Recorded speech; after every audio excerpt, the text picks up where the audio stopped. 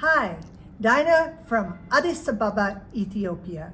And I'm here at the conference that we're putting on, and it is a pro-life conference. And this segment is about Ethiopian pro-life heroes because I have met so many. And one of these heroes is Abraham. And so Abraham, when did you get involved in the pro-life movement? 2019. 2019? Yeah, it has been 3 years. Yes. And what moved you to get involved? Well, before I became a Christian, I was involved with 2 abortions because of the situation. It's not my abortion. I mean, my child is the same, regardless is my child or my brother's child or other people's child. They're human. So my brother had sexual relationship with the lady working with us, and she was very poor, and we were paying her, little money. It wasn't that much. So she became pregnant. Like I said, my brother was alcoholic. He wasn't a responsible guy. So she came to me. I was 14, and she came to me and she said, "Abraham, I need your help." And I said, "What can I help you?" And she said, "I am pregnant." I said, "How so?" And she said, "From your brother. And he was drunk and he slept with me and I became pregnant." And I said, "So what can I help you?" And she said, "I need to abort it. My parents are so poor, they live in the countryside. And I try to help them, with the money I make. And it's so little, and I can't be a mother. And as you know, your brother is not responsible. He's alcoholic." So I said, "So what can I help you?" And she said, "Get the money." And I found 500 birr, and I took her to the abortion clinic, and I didn't know, and she found out, and went there, sat there, paid for the abortion, and she went in, and she came back, my brother, son or daughter being killed, then brought her home. And later, 2-3 years later, I was involved with another abortion. I was trying to help a woman. At the same time, she was trying to take, heavy medication to kill her, to abort her baby. And she was at the same time, she was doing, anything she could. And I was afraid she would be harmful to herself. And this person is a family member too. And she was going to America, and her boyfriend forcefully forced her not to take any pills. He did that purposely because she was going to America. Yeah, so because he wants to have a baby born in America. That way she won't break up with him.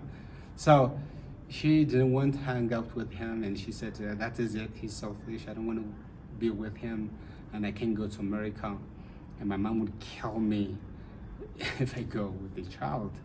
So she said, "Please help me," and I went with her. That's how I helped her. One of the abortion clinic is called Mary Stops. It's huge, like Planned Parenthood in America. Yes. It's huge in Ethiopia. They have so many branches, more than 30 branches. They do so many abortions every day. So I went there. I didn't know anything about it, and some of my friends told me where it is. And this family member came from my mother town. So I was in Addis at that time.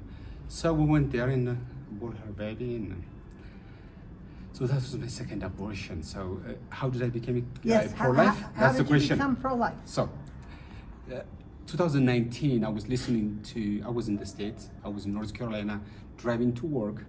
So I was listening to Christian radio station. I don't remember the name of it. But anyways, they were talking about pro-life movement. And I was shocked. The first time I became Christian 6-7 years earlier, and I repented. But this thing, I didn't really repent. So when I was listening this conversation about pro-life movement, and I felt so moved, and I felt what I did. I took 2 innocent children's lives from their mother womb, and I was involved with the life, and I was murdered. Clearly, that's what really I felt God was speaking to me, and I repented. I cried to God to forgive me, and I started searching how abortion takes place and the procedure and everything. So yeah, that's how I became a pro-life. And then you're now in Addis Ababa. So what happened from North Carolina? Why did you come back? And what are you doing here in the pro-life movement? Yep. After I repented and God forgave me, and one morning I got up and I was like I usually do, and asking God after reading my Bible, God, what do you want me to do today? And please, I need your guidance. I don't want to sin against you. I want to obey you. So somehow you need to guide me. I was asking God in prayer, and I felt God was telling me, pick up your phone and search an abortion clinic near you. And you can't believe it. I never heard about Planned Parenthood before. Zero. I had no any idea about Planned Parenthood. So I picked up my phone. I have an iPhone. So I told Siri, find an abortion clinic near me. And it popped up. It's 5 minutes where I live. So I went there.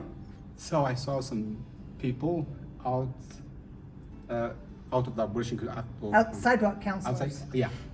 So they were trying to help, and I learned from them. And at that abortion clinic, it's Winston-Salem, North Carolina.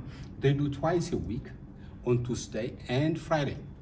So every Tuesday and Friday, I went to pray and to learn from this Christian man and woman, mostly women.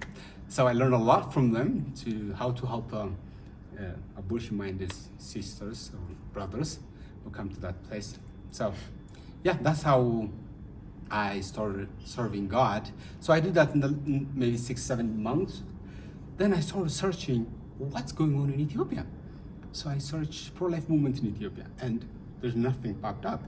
And I did really search so much.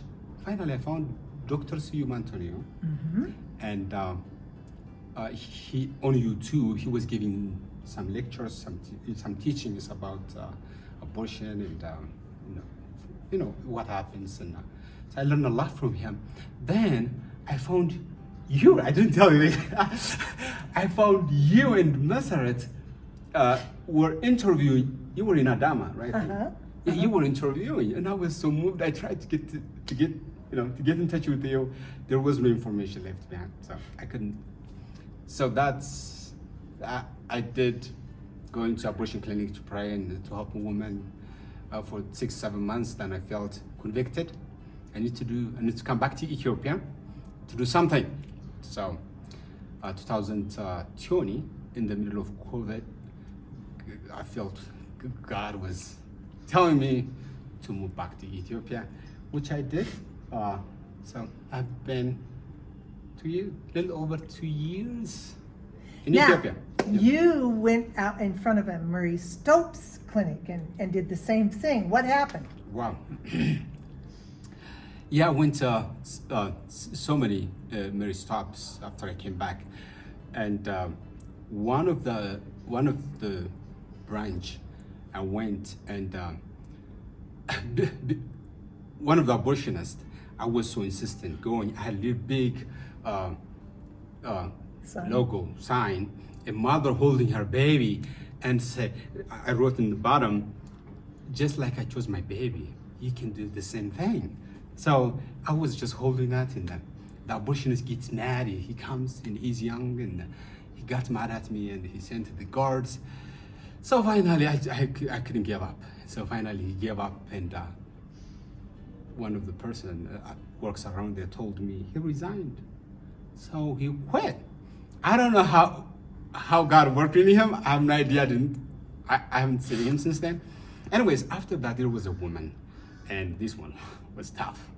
And she was little, not older, I would say, adult, and maybe in the early 50s. And she was mad. And she sent a guard to terrify me. And I can't say the words what he said. It is really ungodly words and a lot of terrifying. It's just really bad words he was using. And I just listened to him, and finally he left, and he did the same thing over and over and over. Finally, at one time I had my laptop, my stuff carrying. He came. I was standing there trying to help women before they go in, because they will never be the same when they come out. So I was trying to to talk to them, and he came in there. He did the same thing like he has been doing, cursing and saying, bad words. Finally, he took my laptop, and then I started recording him. And she took it in. So, yeah, that was worst thing. And she came, and I was involved with the police. It's worse and worse. Was your life threatened? Yes, absolutely. Yeah. Yeah. Yeah. So you pay a price for having this conviction of life, don't we? Yeah, we do. So now, just because you couldn't get in touch with me before didn't mean it was over with. God wanted that meeting. Absolutely. So we met, Yep. and so we got together last April when I was here, and we planned a conference. We said, let's get a conference together of committed pro-lifers, and let's organize, and let's do 3 prongs: education for one, and the second one would be care of the unwed mother, which we're doing, and the third was education. We talked about getting a pregnancy center going. So anyway, so what do you think about this conference and how this has come together? Wow, I'm speechless. Really learned so much, and it has been such a blessing. And the materials, and the informations, and the being equipped and being excited to go out and serve. I was just learning so much, and I was thinking as I was learning, how can I serve better? It's just my mind is just going through how blessed I am, and so many people who are yeah. involved already. Absolutely, yeah. And so how exciting to connect all of these people. Yeah. And when we leave the conference, they are going to be connected and have a plan. And so you can see why Abi is one of my Ethiopian pro-life heroes.